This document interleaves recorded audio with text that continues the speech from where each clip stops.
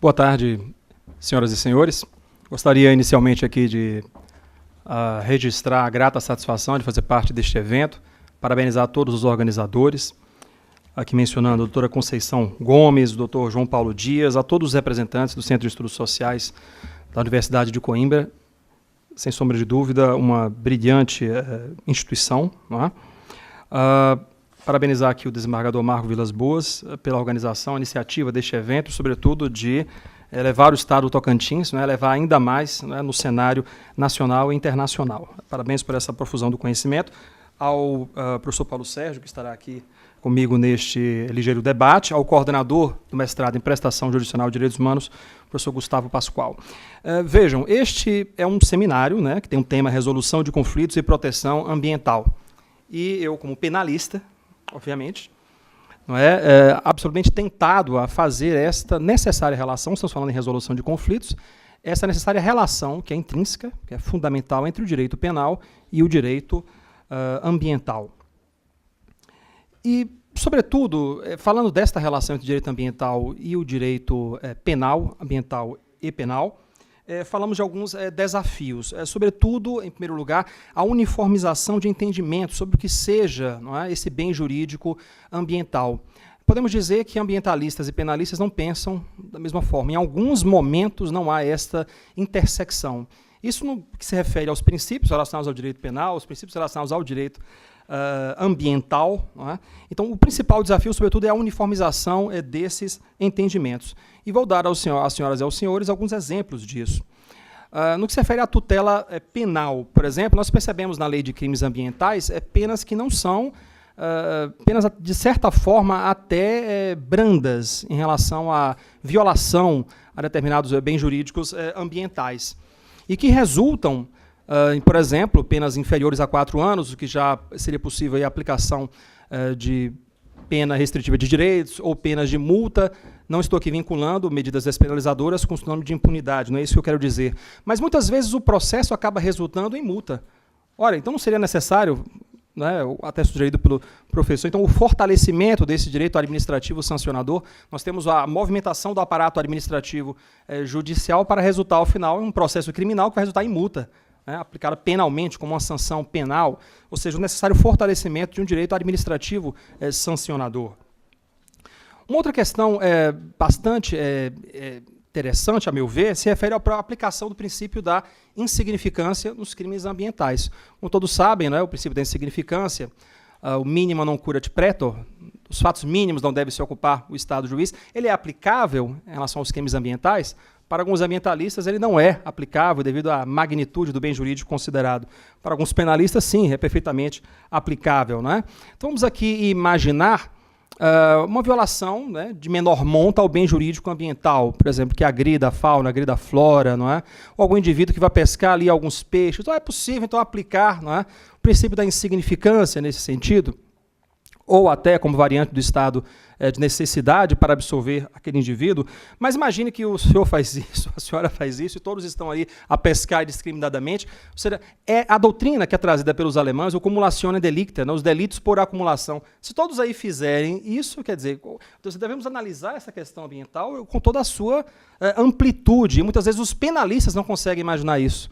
Então, eu estou absorvendo, e todos aqui estão provocando uma lesão bastante significativa ao bem jurídico ambiental. Falo e repito, a necessidade de uniformização desses entendimentos. Aqui, então, eu ressalto a importância de um seminário dessa natureza, trazendo aqui ambientalistas, né, trazendo aqui penalistas. E dou mais um sintoma, manifesto aqui aos senhores, mais um sintoma desta profusão de entendimentos em sentido contrário. Vejam, cada um pensando em compartimentos estanques. Eu dou o exemplo da reforma, né, penal que foi levada a efeito no projeto do novo Código Penal Brasileiro, lá de 2012, que apresentou inúmeras perfeições e acabou não entrando em vigor. O projeto acabou arquivado. Não é? E foi instituído um tipo penal, não é, a omissão de socorro animal. Vejam que situação. Omissão de socorro animal. E aqui eu não quero entrar no mérito se esse é um bem jurídico, não tutelável ou não, se deve, por exemplo, punir a omissão de socorro a um animal. A questão é que no projeto final, a omissão de socorro animal acabou tendo pena 8 vezes maior que a omissão de socorro a ser humano. Vejam que situação. Vamos analisar aqui. Eu não vou nem entrar em consideração se nós devemos fazer, né, instituir este tipo penal. Ou seja, o sintoma que parece revelar é o quê? O grupo, não é isso? Sem criticar, obviamente, não estava no projeto né, com toda a seriedade que ele foi feito, mas a impressão que se passa é essa, quer dizer, os ambientalistas ficavam com aquele tipo penal e os penalistas ficavam, não é, com outro. Eles não casaram, obviamente, porque não estou entrando neste mérito se deve haver uma tipificação, mas certamente que há aí uma incongruência, não é? Quer dizer, se isso fosse discutido de maneira harmônica, cada artigo não é discutido à exaustão, certamente que alguém identificaria algum erro. Opa, peraí, podemos instituir este tipo, mas, obviamente, que ele não pode ter uma pena tão superior, não é, à omissão socorro, que atualmente está presente no artigo 135 do Código Penal. Uma outra ausência de sintonia se refere na criminalização dos chamados crimes de perigo abstrato. Não é? Os crimes, resumidamente, como os senhores sabem, pode ser de dano ou de perigo. Nos crimes de dano, há uma lesão, um bem jurídico. Não é? Os crimes de perigo, uma ameaça de lesão, probabilidade de lesão, um bem jurídico. Mas uma parte da doutrina penal defende que apenas deveria haver a criminalização de crimes de perigo concreto, ou seja, um perigo real. Não é? E não apenas um perigo abstrato. O que ocorre é que muitas disposições, muitos dispositivos, né, muitos tipos que estão previstos na Lei de Crimes Ambientais representam crimes de perigo abstrato. E que se nós não considerarmos isso aí, nós estamos, na verdade, né, inviabilizando a própria aplicação e a defesa da lei ambiental, né, que está presente na Lei de Crimes Ambientais. E eu penso que deve haver a punição destas condutas, né, independentemente se sejam crimes de perigo abstrato ou crimes de perigo concreto. Um outro ponto que foi colocado, o doutor Fernando Andrade, com bastante precisão, colocou, a ausência, melhor dizendo, a presença de conceitos indeterminados, conceitos vagos, conceitos abstratos. Não é? No momento de você elaborar essas leis, elas apresentam, de certa maneira, certas imperfeições técnicas, o que, na verdade, não é só a realidade brasileira, mas é uma realidade mundial. E a mensuração, não é, o enquadramento jurídico penal do fato à norma, muitas vezes, acaba sendo obstaculizado. Então, eu afirmo, às senhoras e aos senhores, um dos desafios, sobretudo, é esta uniformização de entendimentos.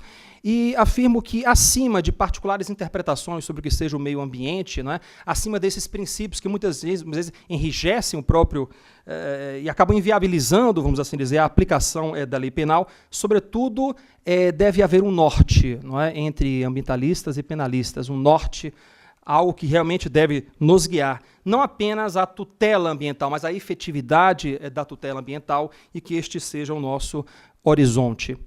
Para concluir, eu faço minhas, então, as palavras de von Goethe. A natureza é o único livro cujas páginas têm um valor verdadeiramente significativo. Não percamos, então, este horizonte, a efetividade da tutela ambiental. Por ora, são essas as palavras, agradeço a atenção.